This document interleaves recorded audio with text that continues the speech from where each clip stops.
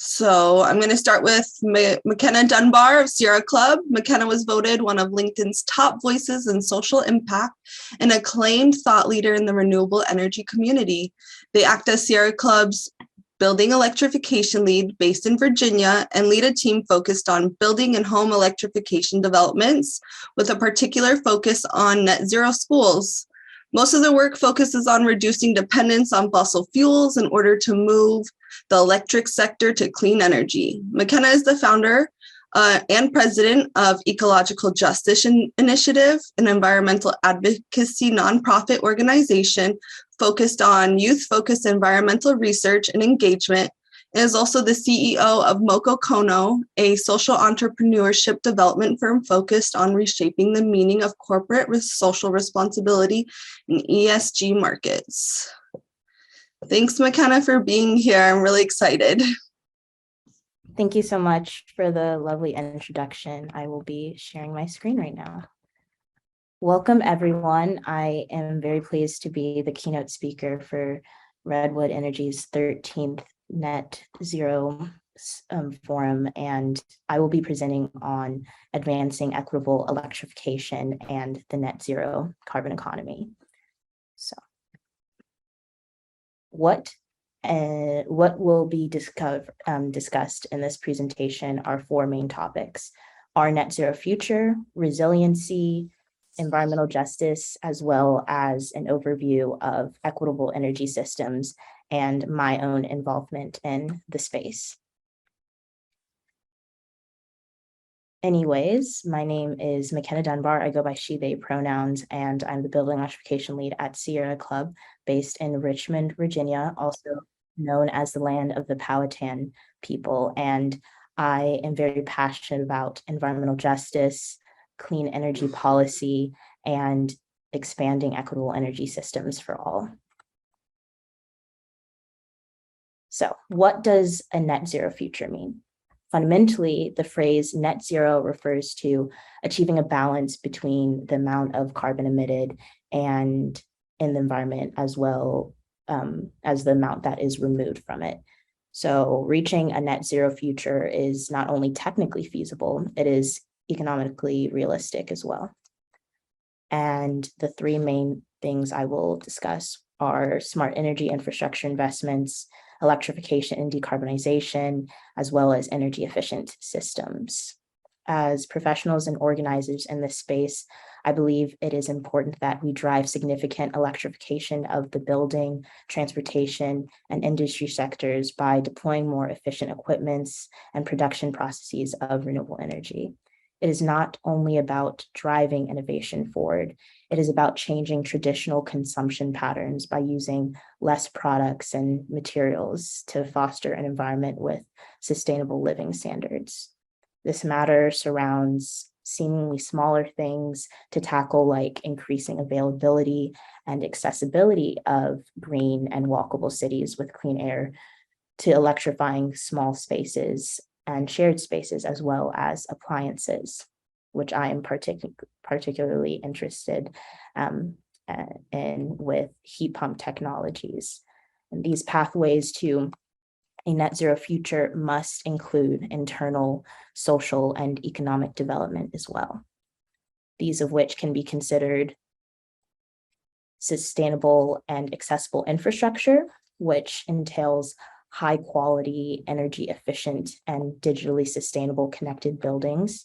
It is about reimagining transportation systems by having carbon-free long-haul train transportation, zero carbon logistics management systems, e-mobility through affordable automobile transportation, as well as e-bikes and e-scooters, and affordable public electric transportation systems.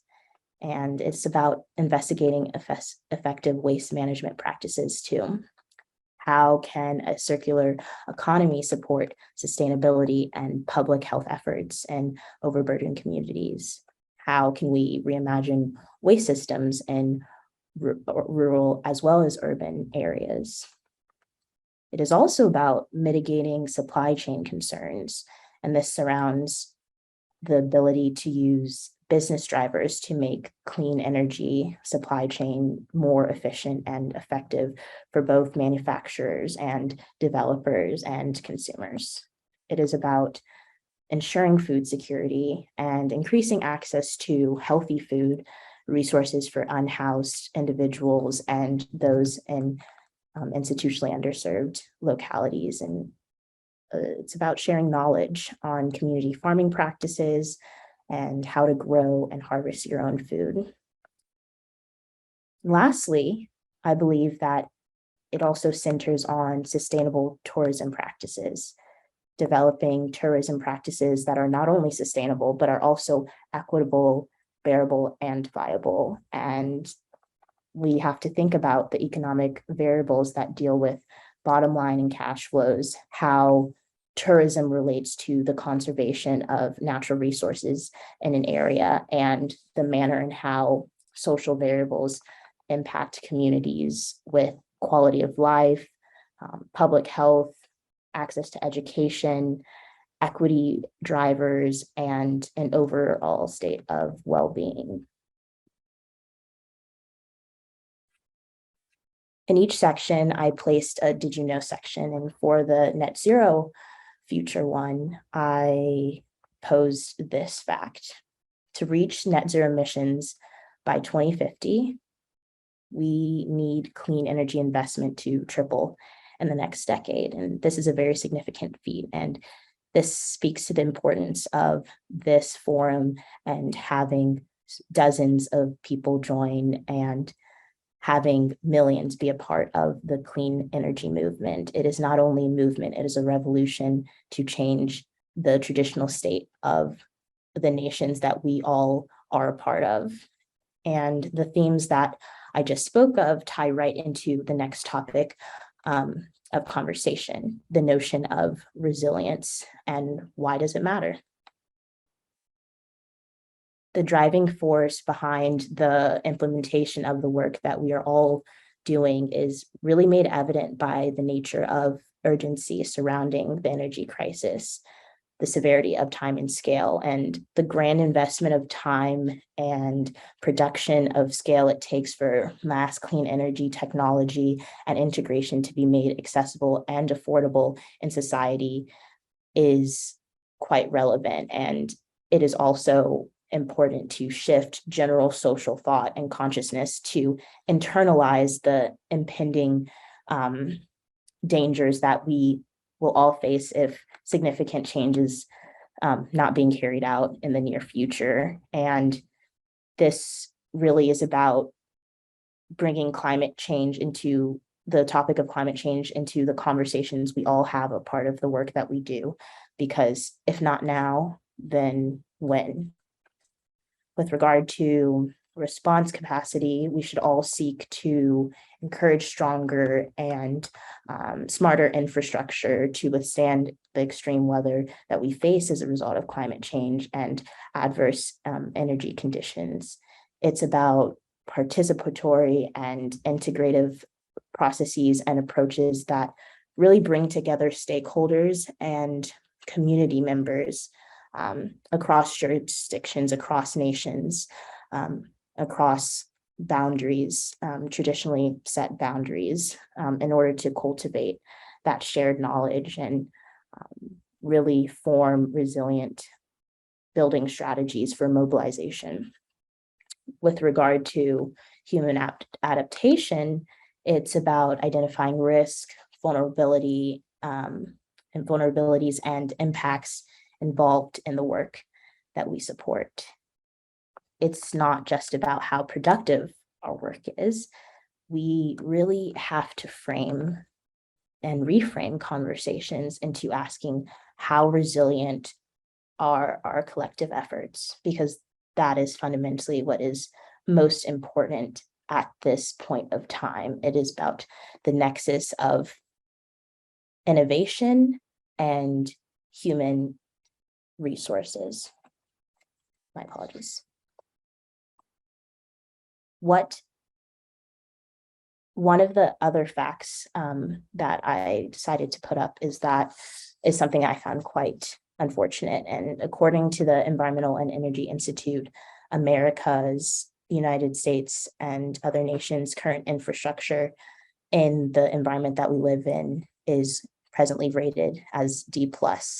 And this isn't a matter of, this is an issue of equity, but it's also an issue of accessibility and how we approach the built environment that we all live in. Children who go to school spend a considerable amount of time in the built environment of their schools. At Sierra Club, I lead our campaign on Solar on Schools, creating healthier environments for children to live, play, and learn in, and taking out fossil fuel-based technologies and appliances to increase indoor air quality and reduce public health harms for children. And this ties right into our conversation on energy burdens. What does energy burden mean?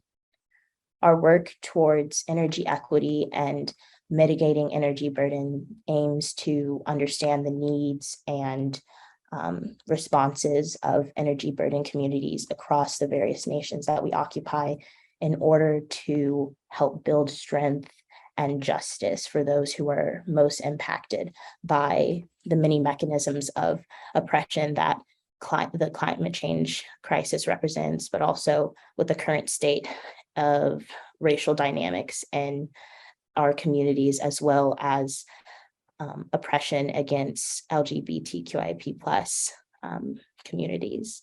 And we hope to empower these communities and reduce the amount of financial burdens they experience as a result of the climate crisis and directly of utility costs, because it is about energy burden. And climate change exacerbates existing energy frameworks and burdens with more extreme weather events and surges in energy prices.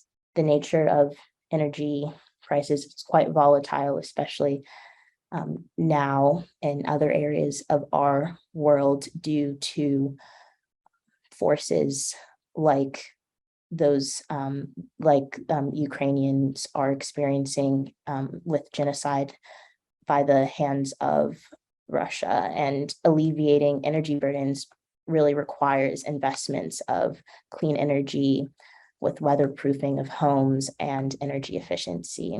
And this can help reduce energy costs, create jobs, and promote healthier communities by lowering emissions compared to fossil fuel-based energy sources. And combined with energy efficient technologies and electrification, it can help address the climate crisis while also lowering costs to households.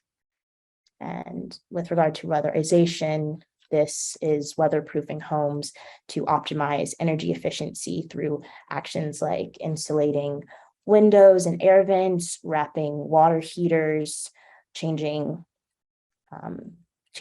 small areas of the home as well as big areas of the home to make it a more comfortable environment to live in, considering we do spend a significant amount of time indoors in our households. And energy efficiency programs help households lower energy burdens by implementing energy saving measures that add value to the home and add value to our well-being too. In our respective capacities, we must advocate for local, state, and federal policies that reduce the cost of entry to energy improving mechanisms. And it should also include funding to push forward efficiency measures, especially for those living in low-income housing. This will ultimately create long-term infrastructure that reduces financial burdens in energy burden communities, as well as improve public health outcomes, which I believe is one of the most important reasons to fight climate change in the context of energy. And in the veil of building relationships and understanding the needs of energy burden communities, community groups and volunteers in the community, engagement professionals, like various community voices, have the social resources to really help build the understanding, power, and the amplification of the needs of communities. And I, as you could probably tell, I'm about people, I'm about hearing narratives, I'm about collaboration, coalition building, relationship building, because I do believe that is the key to advance equitable energy systems for all.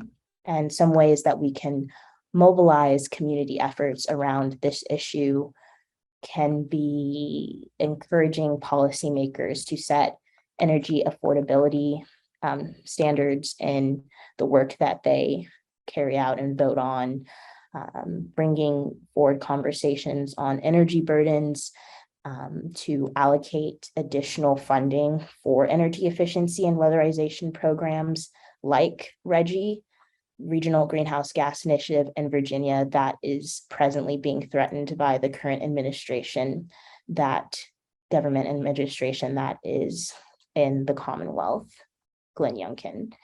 And furthermore, the federal government can increase budgets for weatherproofing and energy efficiency programs that include health and safety services to meet household needs. And through the implementation of my knowledge of racial issues and environmental sustainability, community outreach, and socioeconomic theory in both my academic and professional life, I have really been able to explore my interest in depth while having provided me tools to further address the crucial challenges that these topics present to marginalized and institutionally underserved communities. Amid such environmental and social catastrophe and challenges that we face, our future survival as a national society, as collective nations, is truly dependent upon the completion of considerable sustainable development. And it is in our best interest to foster diverse organizations and coalitions of academics, of organizers, of community members, humanitarians, government ambassadors, and advocates to combat the environmental and racial issues that impact all of us, no matter who we are, what we look like, how we identify. And this tenet of the need for diverse perspectives and fundamentally of grassroots organizing is voiced by Robert Bullard, where he basically states that grassroots groups truly challenge the narrative of business as usual, environmentalism that is generally practiced in more privileged and more white environmental and conservation adjacent groups. And by this, he means that the focus on activists of color and of the communities that they occupy, organize alongside with, and even live in, truly reflect their lived experiences on both a social lens, an economic lens, and a political lens, and speaks to the fundamental disenfranchisement that we all face as nations, but especially with those who are overburdened.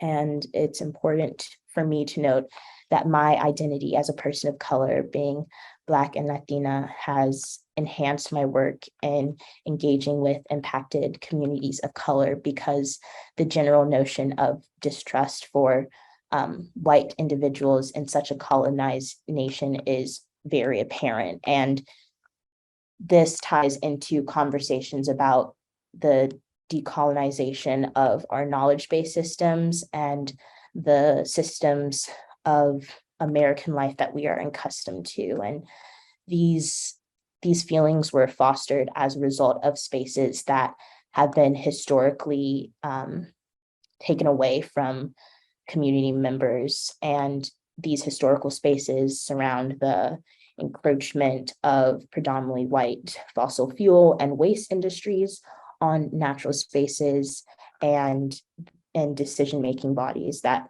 really govern the development and the strategy, the building strategies of such spaces. And as a person who actively engages in majority minority communities, community members felt much more comfortable allowing me in their space. And it is important that when those who are not directly a part of the community come into these sacred spaces, especially white individuals, that they follow the customs of those residing on the land and follow the direction of those being impacted. And that, that's environmental justice, it's restorative justice. But this, again, is one of the central messages that the father of environmental justice, Robert Bullard, lays out in centering the perspective of communities who are facing perceived harm, perceived and realized harm. And numerous marginalized communities across our nations are far too accustomed to the toxic structures and the unsustainable practices that are being placed on them and in the communities that they live in, and are quite commonplace when predominantly white institutions and organizations come into their community for community engagement efforts or even research purposes. And I've learned from them that white academics and students and organizations of that nature typically come in to take intellectual resources from the work that grassroots communities do and use that for their own work instead of sustainably contributing to the environment that intellectual property was garnered from. And similar to the traditional caricature of anthropology, individuals who are white that come into foreign landscapes to meet tribal and indigenous communities take as much information and resources as possible and really leave without contributing very little to the community. And it's important for academics, researchers, community organizers, and corporations to be transparent and share findings with the community for their input before publishing or sharing their findings. That is my personal perspective, and I am a proponent of participatory action research as a sound approach that has input from the community. And related to energy burdens, from what I discussed earlier, the median energy burden of low-income households nearly 3 times higher to that compared to non-low-income households. So that really speaks to the need of energy justice and how it is an intersectional issue that is not only just about climate change, it's also a racial justice issue. In speaking about racial justice and environmental justice in the nexus of the two topics, I will now discuss how do we expand environmental justice and the collective work that we do. I view environmental justice, also called EJ, as a sphere that contains 3 central frameworks, and these dynamic frameworks of justice include a representative aspect, a procedural dimension, as well as a distributive element. And representative justice in EJ really refers to the manner in how marginalized, institutionally underserved communities are impacted by harmful developments or environmental degradation activities, and are really represented in decision-making processes in order to correct these inequities and to mitigate them in a sustainable way. And procedural justice, on the other hand, expands on the need for decision-making processes to be accessible, fair, and sustainable for marginalized communities and impacted populations to participate in. And in my perspective, distributive justice is really about grounding justice and making sure that overburdened communities who bear disproportionate impacts of environmental stressors or toxic infrastructures benefit the population. And while the meaning of equity might be considered an overused trope to many people, the notion of everyone receiving the support they need in the face of environmental inequities holds true for my ethical framework, as I'm certain it does for many of you, because that is why we are here. In essence, I do find it important for myself and others to acknowledge the individual and community privileges that we all have, regardless of our background, and to address the systemic inequities and injustices that are present across our nations. And in order to mitigate such injustices, it is important to be culturally competent, empathetic, and also strategic when addressing residents and volunteers and stakeholders that you work with. And my work with frontline communities found that there are unique challenges that rural counties face, as well as urban counties face on a daily basis due to systemic injustices associated with racial disparities, lessened educational opportunities, lack of environmental system services, and energy-related community resources, lack of those too, in addition to in rural counties, communities specifically, lack of broadband internet, which really cuts off communication and educational resources for community members. And it's essentially boiled down to three main topics housed under the notion of environmental justice. It is the attainment of personal liberty for communities, the impact of government bureaucracy, and toxic legislative bandwidth on permitting decisions, and also the widespread nature of perceived public health disparities brought forth by landfills and fossil fuel infrastructures amidst other other items in the built environment.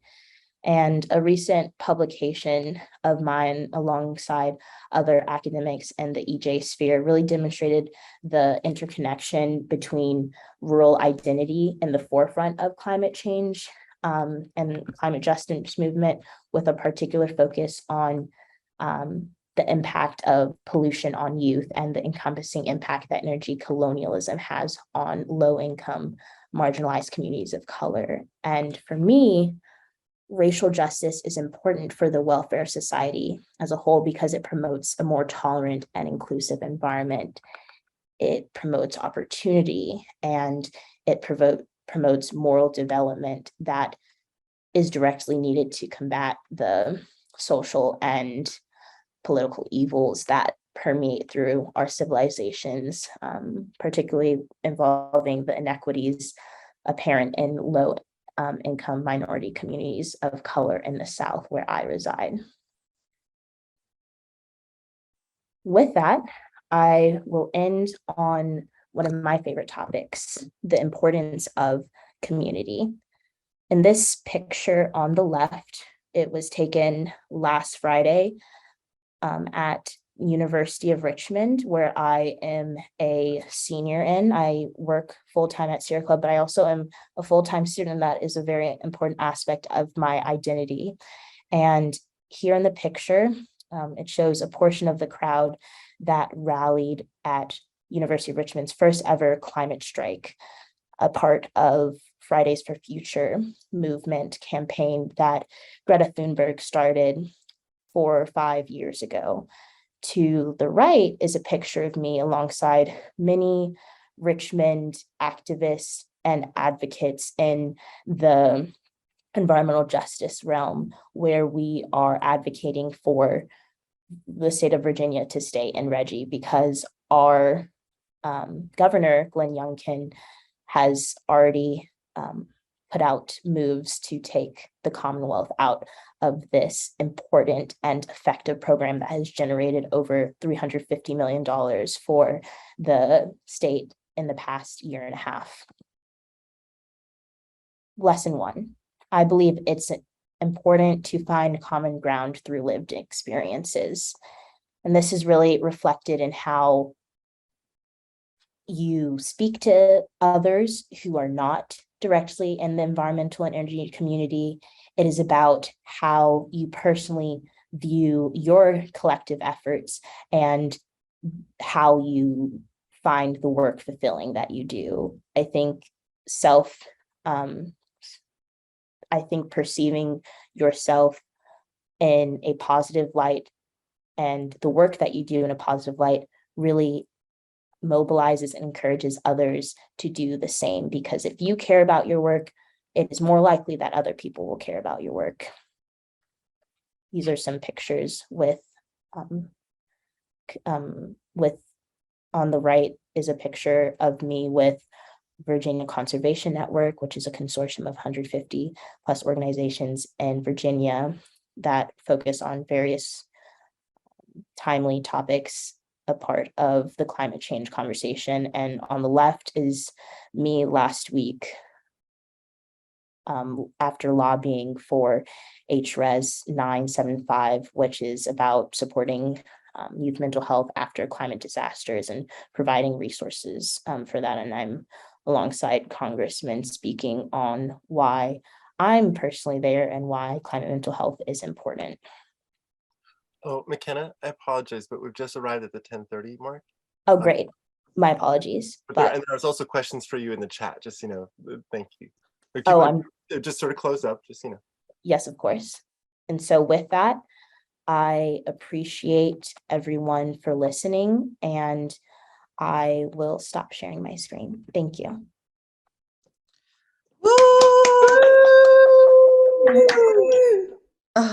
Thank you. And I'd be happy for anyone to reach out to me with those questions, and I will drop my email in the chat, and my contact information is also available on the slides. Thank you. I just want to note that one of the questions just came up, Amani, Mikhail Maleka Meta. She said the environmental organizations where I live primarily mobilize around trash cleanup and removing invasive honeysuckle. They avoid issues of environmental justice.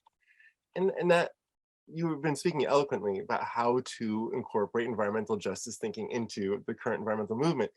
Just noting, Sierra Club has this long history of not doing a great job, and you represent change.